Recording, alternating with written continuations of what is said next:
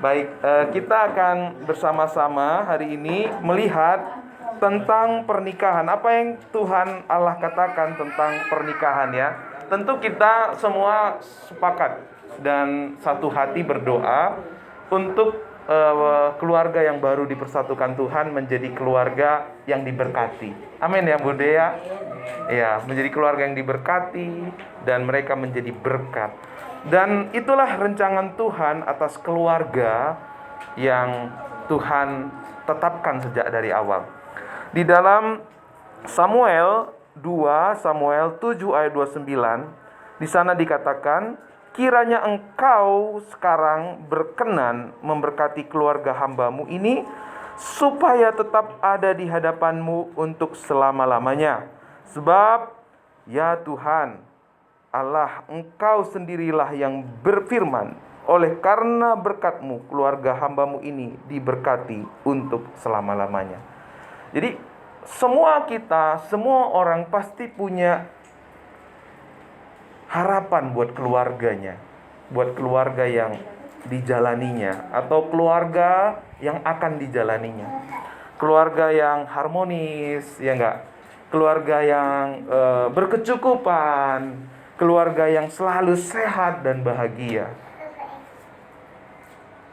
Nah, karena kalau kita perhatikan pernikahan itu sering sekali ada wedding ya, foto wedding gitu ya. Biasanya harmonis ya, wah akrab banget, wah pokoknya indah. Kalau kita lihat itu foto weddingnya tuh keren, indah. Pra-wedding ya, pra-wedding itu enak sekali lihatnya. Begitu harmonis, begitu kompak, begitu serasi gitu. Tapi itu hanya sebuah foto. Sering sekali pada waktu mau menikah itu harmonis, apa bahasanya satu lagi tuh? Romantis, ya kan? Panggilnya yang, ya kan? Beb gitu kan? Oh, Bude Yuni masih manggil Beb sama Pak Dadi. Manggilnya Pak Dadi. Oh iya. Dari awal Pak Dadi ya sampai sekarang. Iya. Ada yang manggil Hani, ada yang manggil dan lain sebagainya ya. Yang manggil aku Bayu. Iya. Tapi kalau kita mau melihat keluarga dalam faktanya ya tidak seindah apa yang digambarkan di foto itu. Tidak seindah apa yang digambarkan dalam pre-wedding itu ya.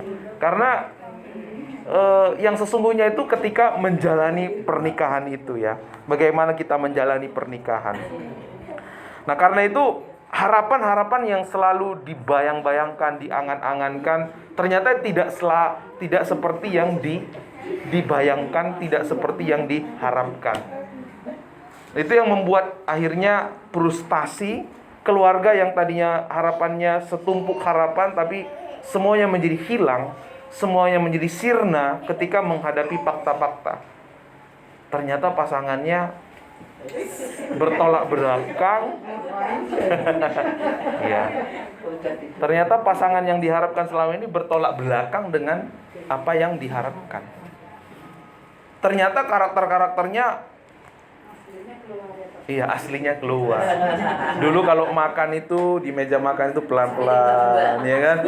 Pelan-pelan. Ternyata waktu sudah menikah, ternyata cok. Iya, kalau saya kan di kampung itu kan mandinya itu kan di sungai ya Bapak Ibu ya. Waktu mau mandi pagi jur, pakai sabun lompat lagi, jur selesai gitu. Nah, pada waktu udah pindah dari kampung, ya Mas Thomas tahu ya di kampung kami itu sungainya bagus, airnya jernih. Nah, pada waktu udah merantau, udah menikah, kalau mandi, sabun-sabun semua gitu ya. Basah semua. Dan sabun juga nggak karu-karuan gitu kan. Karena punya latar belakang yang berbeda, punya kebiasaan yang berbeda, kita dibesarkan dari keluarga yang berbeda. Nah, dua pribadi yang berbeda disatukan, blek. Wah, pasti kacau balau terjadi. Nah, sulit untuk kita bahagia kalau kita membawa masa lalu kita, membawa karakter kita, membawa keinginan kita. Nah, karena itu Keluarga yang diharapkan sering sekali menjadi bumerang, putus pengharapan jadinya. Padahal kalau kita lihat rencana Allah atas rumah tangga itu begitu indah. Dalam Kejadian 1 ayat 27 sampai 28 ya, bagaimana Tuhan mempersatukan Adam dan Hawa. Lalu Tuhan bilang di sana apa? Allah memberkati mereka, beranak cucu, bertambah banyak, penuhilah bumi dan taklukkan itu, berkuasalah atas ikan-ikan di laut dan burung-burung di udara dan segala binatang yang merayap di bumi. Nah, begitu juga rancangan Tuhan atas keluarga si Abraham. Tuhan berkata kepada Abraham, aku akan memberkati keturunanmu. Keturunanmu seperti bintang di langit, seperti pasir di laut. Wah, itu luar biasa ya. Satu ketetapan Tuhan buat umatnya. Tetapi apa yang terjadi? Apa yang dijanjikan, apa yang direncangkan oleh Tuhan atas manusia, yaitu beranak cucu dan bertambah banyak, memenuhi bumi, dan taklukkanlah itu, dan berkuasalah atas semua ciptaannya, semua menjadi berbalik. Bukan manusia yang menaklukkan segala sesuatu, tetapi manusia yang ditaklukkan oleh segala sesuatu. Manusia diperhamba oleh segala sesuatu. Nah, ini yang menjadi akar masalah kenapa rancangan Tuhan atas keluarga itu tidak seperti yang kita alami. Karena kejatuhan manusia ke dalam dosa, manusia telah kehilangan kemuliaan Allah. Tetapi apa yang terjadi ketika kita sungguh-sungguh ada di dalam Tuhan? Yosua punya komitmen atas keluarganya. Yosua tahu rahasia bagaimana membangun keluarga yang sesungguhnya, keluarga di dalam Tuhan. Nah, karena itu kita buka di dalam Yosua 24 ayat 15. Yosua 24 ayat 15. Nah, ini menjadi ayat emas buat setiap keluarga yang rindu keluarganya itu seperti yang direncangkan Tuhan. Yang rindu keluarganya itu bukan menjadi keluarga yang dikuasai oleh segala sesuatu, tetapi berkuasa atas segala sesuatu. Yang merindukan keluarganya menggenapi rencana Tuhan, rahasianya ada di Yosua.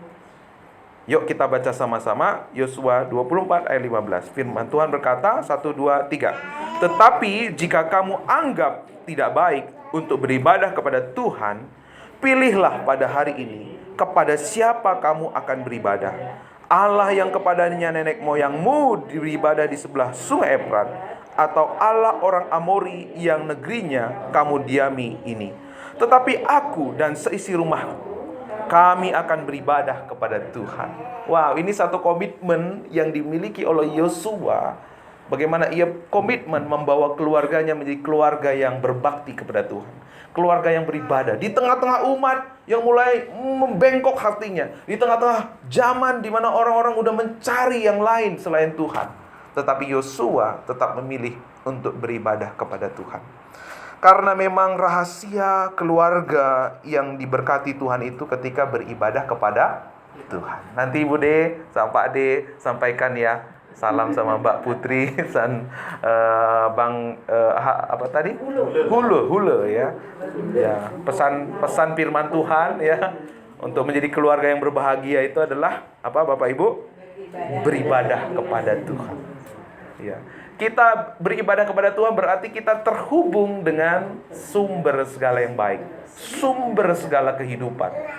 Kita tidak bisa mungkin hidup dengan kekuatan kita. Kita tidak mungkin bisa membangun keluarga dengan kekuatan kita. Kita tidak mungkin bisa membangun keluarga dari diri kita atau dari cara-cara dunia ini atau dengan hikmat dunia ini.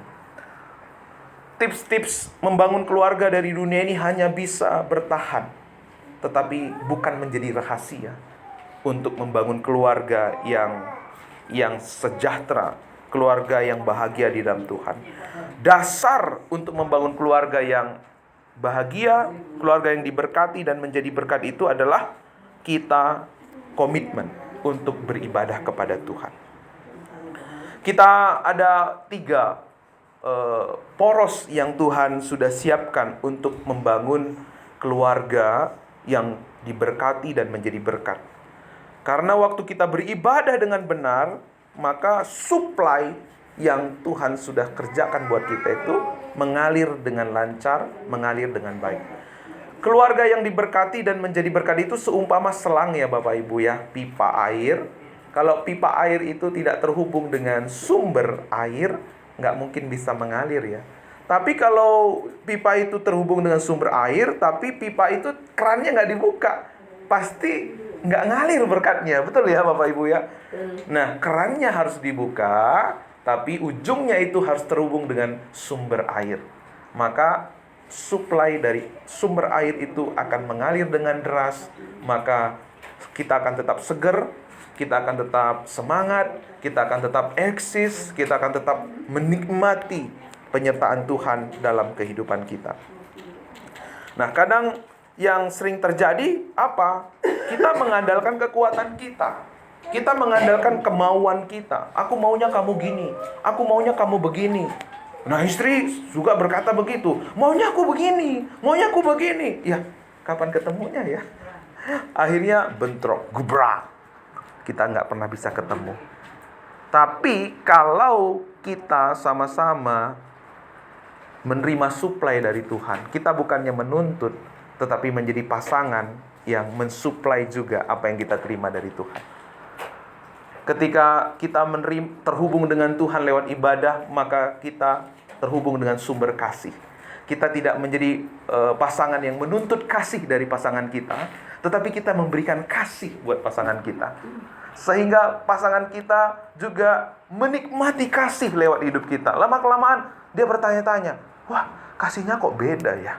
Kasih seperti ini kok nggak kutemukan di perempuan-perempuan lain di luar sana. Kasih seperti ini kok nggak kutemukan di lelaki-lelaki lain di luar sana. Sehingga ia nggak pernah mau cari kasih di tempat lain. Karena kasih yang sejati sudah ada di rumahnya. Kasih yang sejati sudah ada di keluarganya. Dan itu membuat dia merasa cukup, dipuaskan. Karena kasih yang dari Tuhan itu adalah kasih yang sempurna, kasih agape, kasih yang tidak pernah menuntut, kasih yang selalu memberi, selalu yang mau mengampuni, selalu mau menerima, selalu mau menghargai. Wow, bukankah itu yang kita butuhkan? Bukankah itu yang keluarga-keluarga butuhkan?